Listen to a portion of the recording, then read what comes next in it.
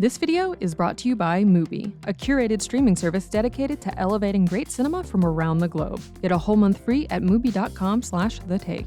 Jules Vaughn is just one of the many magnetic characters in HBO's Euphoria, so why does everyone seem to be obsessed with her? It's all about Jules, right? From Rue to Nate to Anna to Elliot to the show's audience, as Cosmopolitan's Hannah Chambers writes, it's impossible to watch the show without becoming ridiculously obsessed with Jules Vaughn. But who is Jules anyway? In Euphoria, we see her first through everyone else's eyes, and in others' eyes, especially Rue's, Jules is pretty much an angel, at least at first. Whimsical and wild, but also stable and sweet. Through Nate's eyes, she's also some sort of mystical, innocent, perfect being, not unlike a Manic Pixie Dream Girl. You look adorable.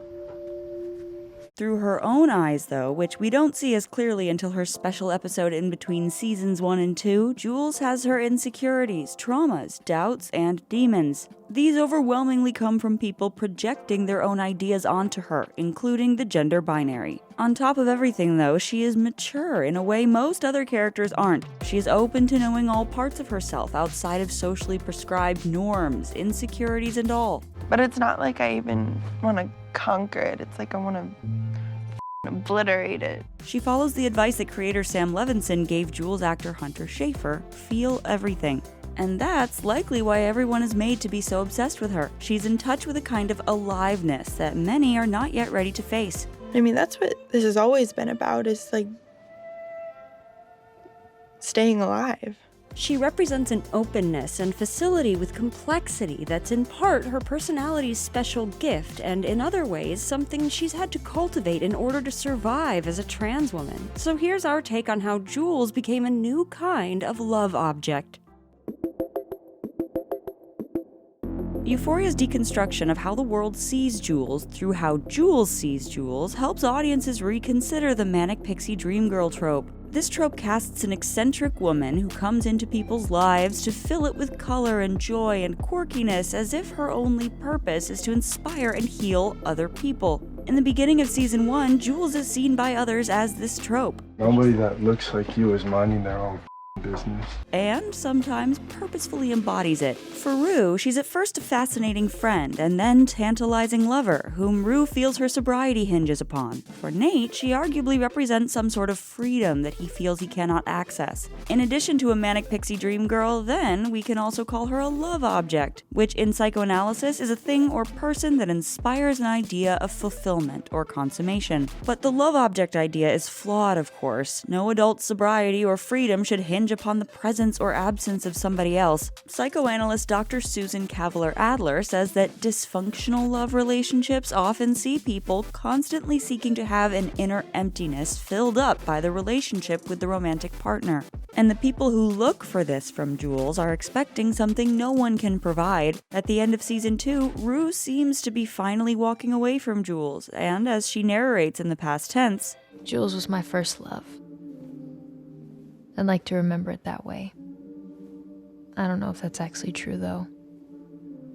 I think I was high for too much of it. It's clear that a lot of what Jules meant to Rue in this difficult period of her addiction was really about Rue. And while Rue idolized Jules, the couple didn't actually work in a lot of ways. Jules wasn't the solution to her sobriety. That's something she has to find within. Similarly, when Nate delivers the recording of Jules and his dad to Jules, it's one of the few times we see him acting vulnerable, loving, and self-reflective, because she is the person who can bring out this side of him. If I could take it all back, I would.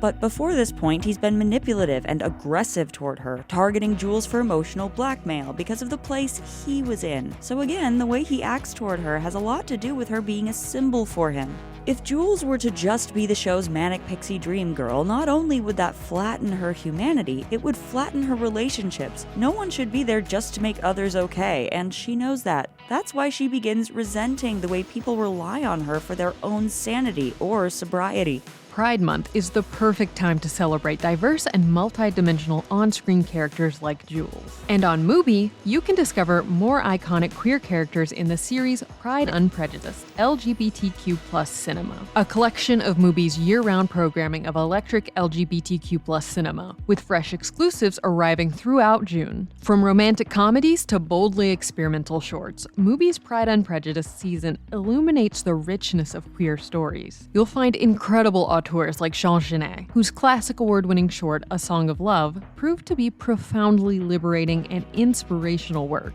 Stars Andrea Riseborough and Demi Moore dazzle in Please Baby Please, a genderqueer musical fantasia directed by rising artist Amanda Kramer.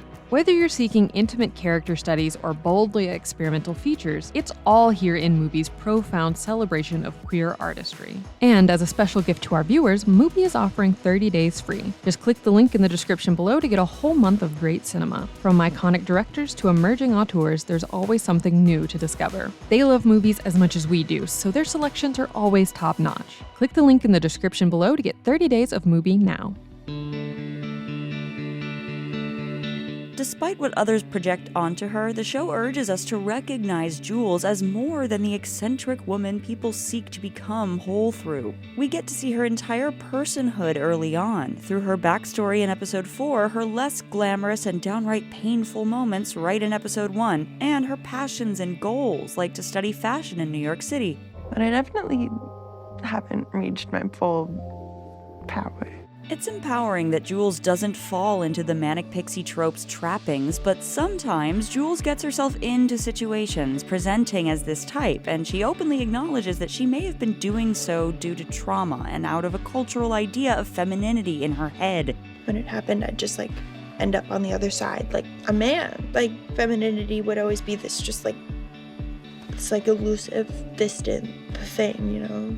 She also can make surprising choices, like hooking up with Elliot, even if it's understandable that she and Rue are struggling at that point because Rue is using again. In the special episode, which she co-wrote, we see her more clearly recognize how past dynamics are still playing out in harmful ways. The decision to stay in a relationship shouldn't mean life or death for someone else, and she feels both angry and guilty that her relationships with her mother and Rue have turned to that. She wants my forgiveness? So that, what, she doesn't drink herself to death because she's so guilty? Yet at the same time, we also see Jules understanding that being with Rue could represent a new way to love. If I can conquer men, then I can conquer femininity. Why do you need a guy to make you feel more feminine? Sometimes Jules seems pulled in two different directions. She forms a simultaneous frustration with and insecurity around limits. She both wants to fit in and stand out, to remain accountable to people and not be tied down. I just freaked out, I panicked, and I felt like if I didn't get out, I was gonna die. But given the openness with which we often see her try to understand her trauma, gender identity, and sexuality, Jules comes off as someone who knows who she is, yet always sees that self as in flux. Unlike many of the characters surrounding her, she doesn't see high school as a peak or something to lose yourself in. Rather, she sees it as just something to experience and then move on to bigger things. Most people peak in high school. Yeah, I'm definitely at 25% peakness. I feel like I'm at 100.